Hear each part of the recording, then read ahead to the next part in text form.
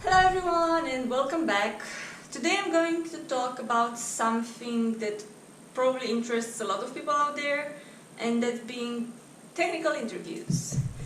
When I was working as a software engineer, one of the companies I was working for was also Google, and I was giving a lot of interviews there. And both in my interviews and all the mock interviews I've been giving to my friends that wanted to apply, I've noticed I'm usually giving the same feedback. There's the same common mistakes that people make, and today I want to give you some tips about how to improve your interviews that have nothing to do with technical part. I'm sure you have a lot of technical knowledge. There are a lot of resources where you can get technical knowledge from. So today I'm going to focus on actual, more like soft skills and things you need to pay attention to because your interviewer is going to pay attention to. So, as for clarifications, what does this mean? Well, you can be 100% sure that your interviewer is not going to give you a well-defined problem. He's going to give you a question or a problem that might seem like it's well-defined, but it actually misses a lot of details that are super important in actually coming up with a good solution. And he's going to do it on purpose because he wants you to come up with those questions. Like, let's take for example some very simple question. Find the most common character in a string. Even a high schooler can solve this, so you might feel like, how is this a interview question? It's too simple. Well, it seems simple, it sounds simple, and it sounds like that's all you need to do. And a lot of people are actually falling into this trap, and they just go ahead and write a function that takes a string, computes the most frequent character, and ta-da, we solved it. Well, you didn't. Because the first step that you need to do when you're asked that question is to actually start asking your interviewers, what is the size of the string, what encoding does it have, what type of characters does it contain, and all of these things. So once you actually start doing that, your interviewer can go and say, okay, for the beginning let's assume it's a small string, and then he just wants to see that you're able to write some very basic code and algorithm. And then he can start building up on that and say, okay, now let's assume that the string is actually 1 tera. Or now let's say that maybe the string is big enough and it's actually split on different machines. And then you already went to a completely different level with a question that seemed trivial in the beginning. And this is exactly what your interviewer wants you to do. Your interviewer doesn't just want to see that you're solving the problem. Your interviewer wants to see you approaching a problem and thinking about it in detail. So every time you're asked a question or an interview problem, first of all think about, okay, what are the corner cases? What are the time and space specifications? A lot of people might actually give you some trick questions that you need to do something fancy just because they will tell you, well, yeah, but you know, given the size of the problem, this might not scale.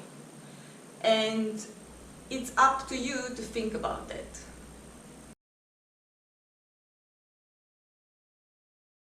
Analyze various options that you have to solve the problem.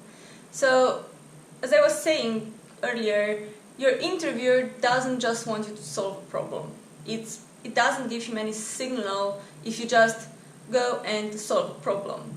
He wants to see your thought process. And a lot of time that includes analyzing pros and cons for using a certain algorithm or data structure, or choosing to design the solution in a certain way. And sometimes some interviewers might be nice and ask you, okay, why did you choose this solution, or what other options would you have, why do you choose one over the other? But sometimes they will just smile and nod, and in the end they might give you worse feedback for the simple fact that, well, I was expecting maybe a discussion more about why would I choose a BFS over a DFS or stuff like that. So you should know that your interviewer expects you to analyze different options that you have and to show that you understand in depth what are the pros and cons for each of the solutions. And it's always better if this comes from you and you're not waiting for your interviewer to ask you this.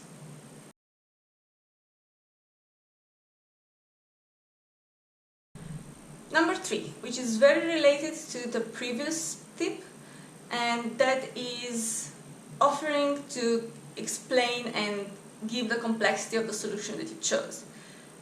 I have never seen a candidate that just offered himself to tell me what's the complexity of the algorithm that they just implemented. A lot of times I'm the one who needs to go and ask, okay, so what is the complexity of the solution?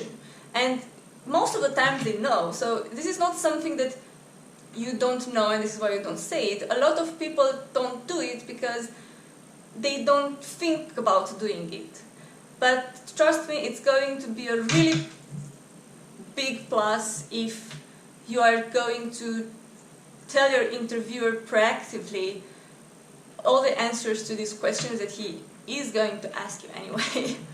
So go ahead and either before you start writing the code, or it can be even after you wrote the code, you can say, okay, so this is the code and I think my solution is in, I don't know, ON squared or something like that. Ideally, if you can, you should also give a talk about why do you think that's maybe the best complexity there can be, or if you think that there might be a better complexity you can come up with. So, but if you're thinking about doing the discussion, it might be better to think about it, to talk about it before you actually start writing the code, so you don't lose time writing the code for a solution that might not be optimal.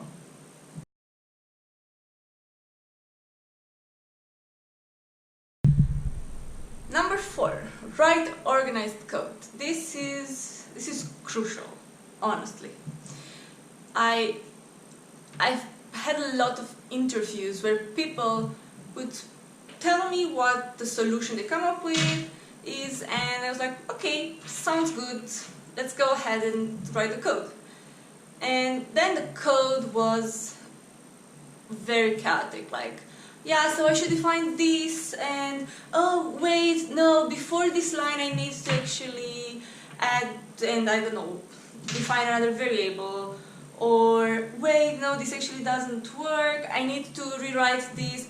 And besides the fact it was like impossible to follow, it showed to me that they don't have a clear idea what they want to actually do, which can sometimes seem like you're actually not understanding the solution properly. So really, really, really, please take a minute or two before writing the code, tell your interviewer, okay, I need a minute to think about how I'm to organize my code, and trust me, it's not going to be a problem, your interviewer will be fine with that, as long as he knows that this is what you're thinking about. And after that 1 to 2 minutes, when you're starting writing the code, do it as smoothly as possible.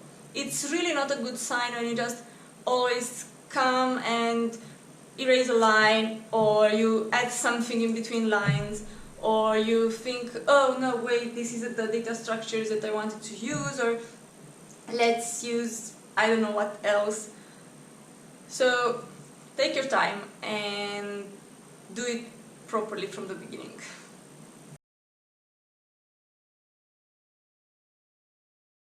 Number 5, follow coding style guidelines. Yes, it happened to me a lot of times that just because I was giving a question that seemed simple to implement, people would no longer care about coding style. Like, I cannot give feedback on all coding languages because I was mostly giving interviews in C++, so I can tell you what I mean about that for C++, but I am pretty sure lots of them will apply to you in lots of other languages. So, for example, when you have, let's say you need to define some territory and you end up that, oh, you're going to define this territory by being a matrix where, I don't know, 0 means it's water, 1 means it's land, and 2 means, I don't know, it's forest, whatever. And a lot of people will tell me like, okay, so 1 will mean this, 2 will mean that, 3 will mean that, 0 will mean that. And then they would just go ahead and write a code where it was hard-coded. If matrix of I and j equals 0, then blah blah blah. And if you'd have to write the code for like a real project in a real company, you don't go ahead and write this kind of hard-coded things. You will most likely going to define an enum where you're going to define, okay, empty land forest, and then you're going to go ahead and write if field equals forest, then do something something. So that would make the code way easier to read and would make more sense to the person reading it. And we expect the same things in interviews as well.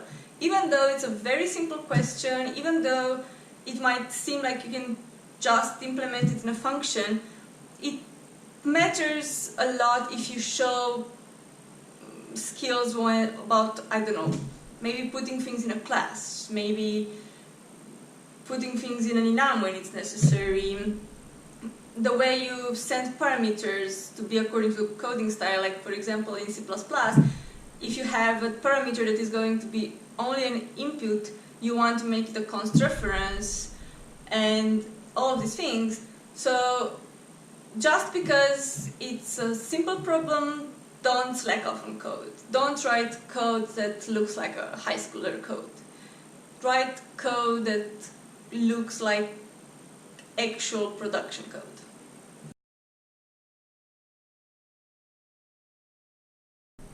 Number 6, test it. Yes, this is another really important point.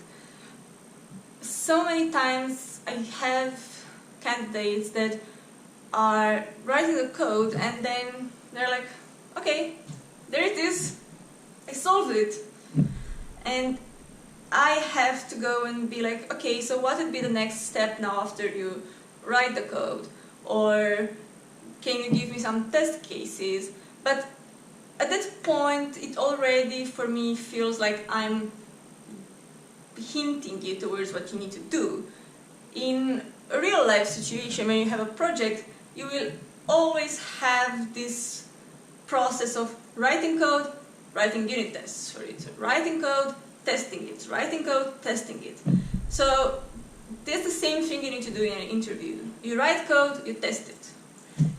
You finish writing the code and it should come from you to say, okay, now we should think of some unit tests for this code, and then you can give examples about, okay, when I would write a unit test, I would first think about this basic scenario, and you can even go ahead and run, like in Word, but run your code on that scenario and see if it works. And come up with maybe a few corner cases. A lot of times this will also help you catch bugs. It happened a lot of times that I'm giving a problem, the candidate is writing a solution, and for some reason or other there will end up being bugs in it. And that's fine. I mean, I don't think too many interviewers expect you to write perfect code from the beginning, but it's important for the interviewer to see that you are the one that notices the bug. A lot of times it had to be me saying like, okay, but what would it happen in case X, Y, Z? And then they would go ahead and be like, oh, you're right, this wouldn't work because that. So again, it's not something that they don't know, it's not something that they don't have the technical ability to solve, it's just a matter of thinking about doing it. And it's going to be way, way better if you go ahead and offer to test your code and find the bugs in your code before the interviewer points them out, if he points them out.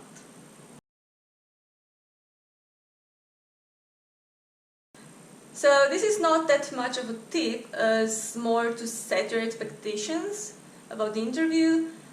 In a lot of cases you will have a first problem that is sometimes simpler, and the interviewer will expect you to finish that in, I don't know, let's say 20 minutes, sometimes even 30, but he expects to have some time to talk with you about some follow-up questions, like maybe a variation of the same problem but that makes it more complicated. And even though you might not have to write code for that, you still need to have time to discuss about it. And if you don't have time for that, if it takes you the whole interview to solve one problem, you might feel like, oh, I did well in this interview, I solved the problem, but it's usually not the case. A lot of time there are follow-up questions on top of a problem. It can happen that some interviewers might actually choose to just give you a fairly complex problem from the beginning and that should take your interview, but expect that sometimes you might need to solve things faster. And it sounds complicated, especially given all the nerves that you have in interviews, and we know that you are nervous, but practice is actually what will help you in this. Solve a lot of problems when you're preparing for your interview, and practice coding outside of an IDE and practice coding outside of a compiler. You should also practice writing code fast when you don't have autocomplete, when you don't have really nice indentation or I don't know what. So practice. Practice makes perfect.